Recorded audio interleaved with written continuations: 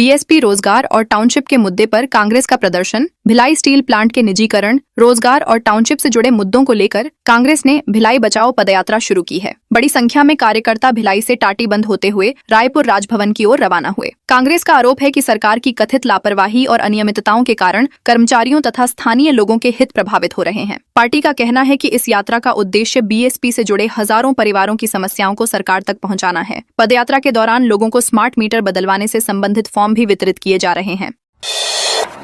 सांसद ने 2 आईएएस की शिकायत लोकसभा स्पीकर से की। दुर्ग सांसद विजय बघेल ने 2 प्रमोटी आईएएस अधिकारियों के खिलाफ लोकसभा अध्यक्ष के समक्ष विशेषाधिकार हनन की शिकायत दर्ज कराई है। शिकायत तत्कालीन भिलाई नगर निगम आयुक्त राजीव कुमार पांडेय और भिलाई चरोदा नगर निगम आयुक्त डीएस राजपूत के खिलाफ की गई है। सांसद का आरोप है कि दोनों अधिकारी जनप्रतिनिधियों के फोन नहीं उठाते थे और जनहित से जुड़े मामलों में जानकारी देने से भी बचते थे। इस मामले में लोकसभा सचिवालय ने राज्य सरकार से जवाब मांगा है। सांसद ने कहा कि शिकायत अधिकारियों के लंबे समय से चले आ रहे कार्य व्यवहार को लेकर की गई है। चलती कार में स्टंटबाजी, हाईकोर्ट ने एसएसपी से शपथ पत्र मांगा। छत्तीसगढ़ हाईकोर्ट ने बिलासपुर नेशनल हाईवे पर चलती कार की सनरूफ से बाहर निकलकर स्टंट करने वाली युवतियों के मामले को गंभीरता से लिया है। चीफ जस्टिस रमेश सिन्हा और जस्टिस रविंद्र कुमार अग्रवाल की डिवीजन बेंच ने बिलासपुर एसएसपी से शपथ पत्र प्रस्तुत करने को कहा है। अदालत ने पूछा है कि अब तक आरोपियों के खिलाफ क्या कार्रवाई हुई और भविष्य में ऐसी घटनाओं को रोकने के लिए क्या ठोस कदम उठाए गए हैं। हाईकोर्ट ने सड़क सुरक्षा से जुड़े मामलों में प्रशासन को सख्ती बरतने के निर्देश भी दिए हैं।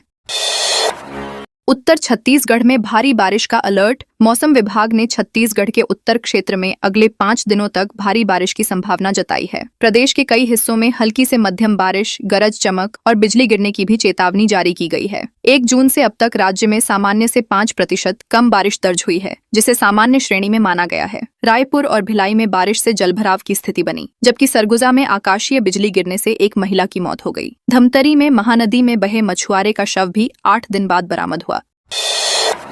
45 करोड़ दिलाने के नाम पर 1 करोड़ ठगे। बालोद जिले की एक रिन्यूएबल एनर्जी कंपनी के डायरेक्टर से 45 करोड़ रुपए का निवेश दिलाने का झांसा देकर 1.13 करोड़ रुपए की ठगी का मामला सामने आया है। आरोपियों ने खुद को प्रभावशाली लोगों और विदेशी निवेशकों से जुड़ा बताते हुए निवेश दिलाने का भरोसा दिलाया। भरोसा जीतने के लिए पीड़ित को चेन्नई और नागपुर बुलाकर केमिकल से काले नोटों को असली नोट में बदलने का कथित प्रदर्शन भी किया गया। इसके बाद फाइल प्रोसेसिंग, सुरक्षा मंजूरी और विदेशी जांच जैसे बहाने बनाकर अलग अलग किश्तों में बड़ी रकम ठग ली गई। पुलिस मामले की जांच कर रही है।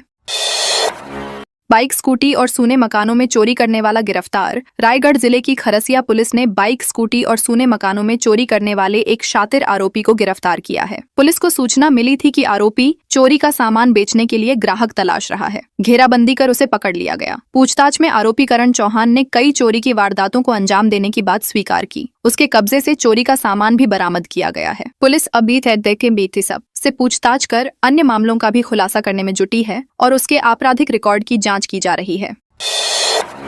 दुर्ग पुलिस ने 45 लाख की अवैध शराब की नष्ट। दुर्ग पुलिस ने आबकारी अधिनियम के 112 मामलों में जब्त की गई करीब 45 लाख रुपए मूल्य की 5480.82 बल्क लीटर अवैध शराब को वैज्ञानिक तरीके से नष्ट कर दिया। यह कार्रवाई जामुल थाना परिसर में न्यायालय की प्रक्रिया पूरी होने के बाद की गई। पुलिस के अनुसार शराब को मानव उपयोग के लिए अनुपयुक्त घोषित किया गया था, इसलिए उसका सुरक्षित निस्तारण किया गया। इस कार्रवाई से थानों में फैली दुर्गंध से भी राहत मिली और जब्त शराब के दोबारा दुरुपयोग की संभावना पूरी तरह समाप्त हो गई। चाकू दिखाकर ऑटो चालक से लूट, 4 शातिर आरोपी गिरफ्तार। राजनांदगांव की लालबाग पुलिस ने ऑटो चालक से चाकू की नोक पर लूटपाट करने वाले 4 आरोपियों को गिरफ्तार कर लिया है। आरोपियों ने 3 अगस्त को ऑटो चालक राजेंद्र कुमार साहू को पेंड्री क्षेत्र में रोककर जान से मारने की धमकी दी और नकदी, मोबाइल फोन तथा जरूरी दस्तावेज लूटकर फरार हो गए थे। पुलिस ने त्वरित कार्रवाई करते हुए चारों आरोपियों को गिरफ्तार कर उनके कब्जे से लूटी गई नकदी, मोबाइल, दस्तावेज, वारदात में प्रयुक्त चाकू और एक्टिवा बरामद कर ली। सभी आरोपियों को न्यायिक रिमांड पर जेल भेजा जाए।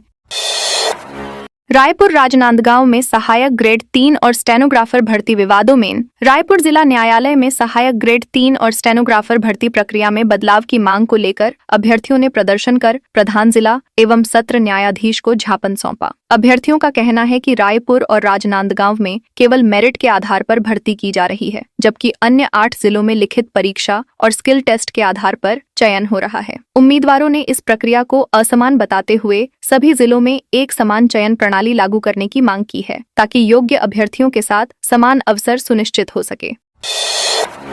रायगढ़ में 32 करोड़ के विकास कार्यों को मिली मंजूरी। रायगढ़ नगर निगम में महापौर जीवर्धन चौहान की अध्यक्षता में आयोजित मेयर इन काउंसिल की बैठक में शहर के विकास से जुड़े 19 महत्वपूर्ण एजेंडों पर चर्चा की गई। बैठक में करीब 32.50 करोड़ रुपए की विभिन्न विकास योजनाओं को मंजूरी दी गई। पेयजल व्यवस्था को बेहतर बनाने के लिए 17 एमएलडी वाटर ट्रीटमेंट प्लांट और इंटेक वेल में SCADA कंपैटिबल पावर पंप लगाने की स्वीकृति दी गई। साथ ही विभिन्न ओवरहेड टंकियों में बूस्टर पंप भी लगाए जाएंगे, जिससे शहर वासियों को नियमित, सुचारू और बेहतर पेयजल आपूर्ति सुनिश्चित करने का लक्ष्य रखा गया है। कांकेर मेडिकल कॉलेज के जूनियर डॉक्टर हड़ताल पर। कांकेर के स्वर्गीय इंदिरा गांधी मेडिकल कॉलेज के MBBS इंटर्न डॉक्टर स्टाइपेंड बढ़ाने की मांग को लेकर अनिश्चितकालीन हड़ताल पर बैठ गए हैं। डॉक्टरों का कहना है कि छत्तीसगढ़ में इंटर्नशिप के दौरान मिलने वाला 15,900 रुपए मासिक स्टाइपेंड अन्य राज्यों की तुलना में काफी कम। इसी मांग को लेकर उन्होंने कॉलेज परिसर में धरना दिया और वास्ते गुना हुइयां तथा कुचू पुचू लिखे पोस्टरों के साथ अनोखे अंदाज में प्रदर्शन किया। जूनियर डॉक्टरों ने मांग पूरी होने तक आंदोलन जारी रखने की चेतावनी दी है। कांकेर में 60 लाख किसानों को मिला वैज्ञानिक प्रशिक्षण। कांकेर जिले के चारामा विकास खंड में संचालित लाह से समृद्धि परियोजना के तहत वैज्ञानिक लाह उत्पादन को बढ़ावा देने के लिए प्रशिक्षण कार्यक्रम आयोजित किया गया। इस परियोजना के अंतर्गत कांकेर और चारामा विकास खंड के 50 ब्रूड लाह उद्यमियों का चयन किया गया है। प्रशिक्षण में 60 उद्यमियों को आधुनिक तकनीक, गुणवत्तापूर्ण बीज के उपयोग और होस्ट प्लांट के महत्व की जानकारी दी गई। नवंबर 2025 से संचालित इस योजना का उद्देश्य जिले के 1250 किसानों की आय बढ़ाना और उन्हें पारंपरिक खेती के साथ वैज्ञानिक लाह उत्पादन से जोड़ना है। पत्थलगांव में 21 किलो गांजा जब्त। जशपुर पुलिस ने ऑपरेशन आघात के तहत पत्थलगांव थाना क्षेत्र में बड़ी कार्रवाई करते हुए एक टाटा नेक्सन कार से 21 किलो 500 ग्राम अवैध गांजा जब्त किया है। बरामद गांजे की कीमत करीब 16 लाख रुपए बताई गई है। पुलिस की घेराबंदी होते ही तस्कर वाहन छोड़कर मौके से फरार हो गए। मुखबिर की सूचना पर पुलिस ने रैरूमा लैलूंगा मार्ग पर निगरानी बढ़ाई थी। फिलहाल पुलिस वाहन के आधार पर आरोपियों की पहचान करने और पूरे तस्करी नेटवर्क का पता लगाने के लिए जांच में जुटी हुई है। रायगढ़ निगम में जलकर वसूली में फर्जीवाड़े का आरोप। रायगढ़ नगर निगम में जलकर और टैक्स वसूली को लेकर कांग्रेस ने गंभीर आरोप लगाए हैं। कांग्रेस पार्षद दल और पूर्व सभापति ने पत्रकार वार्ता में दावा किया कि गरीब और मध्यम वर्गीय परिवारों से नियमों के विपरीत अतिरिक्त जलकर वसूला गया है। मामले की जांच और दोषियों पर कार्रवाई की मांग को लेकर निगम आयुक्त को ज्ञापन सौंपा गया। कांग्रेस नेताओं का कहना है कि निगम के रिकॉर्ड में दर्ज EWS, अटल आवास, अंबेडकर आवास और भागीरथी नल जल योजना के हितग्राहियों से भी अनुचित तरीके से वसूली की गई है। ईद मिलादुन्नबी की तैयारियां शुरू। 15 अगस्त से होंगे कार्यक्रम। रायपुर में शहर सीरतुन्नबी कमेटी ने ईद मिलादुन्नबी के आयोजन की तैयारियां शुरू कर दी हैं। शास्त्री मार्केट स्थित सीड्स स्कूल में आयोजित बैठक में 15 से 26 अगस्त तक धार्मिक, सामाजिक और शैक्षणिक कार्यक्रम आयोजित करने का निर्णय लिया गया। कार्यक्रमों में इस्लामिक विद्वानों के संबोधन, महिलाओं के लिए विशेष आयोजन, नात्या मुशायरा, बच्चों की अजान प्रतियोगिता, कुरान पाठ और उसके अर्थ पर विशेष सत्र शामिल रहेंगे। बैठक में आयोजन की रूपरेखा, जिम्मेदारियां और व्यवस्थाओं को अंतिम रूप देने पर विस्तार से चर्चा की गई। हाईकोर्ट की सुरक्षा में लगे फायर फाइटर्स की छंटनी। छत्तीसगढ़ हाईकोर्ट की फायर सेफ्टी व्यवस्था में कार्यरत कई फायर फाइटर्स को नए ठेकेदार द्वारा हटाए जाने के बाद रोजगार का संकट खड़ा हो गया है। कर्मचारियों का आरोप है कि बिना किसी पूर्व सूचना के उनकी सेवाएं समाप्त कर दी गईं। उनका कहना है कि निर्धारित संख्या से कम कर्मचारियों के सहारे सुरक्षा व्यवस्था चलाई जा रही है। प्रभावित कर्मी 3 से 13 वर्षों से हाईकोर्ट में अलग अलग शिफ्ट में कार्य कर रहे थे। कर्मचारियों ने अपनी नौकरी बहाल करने और मामले की निष्पक्ष जांच की मांग की है देती है।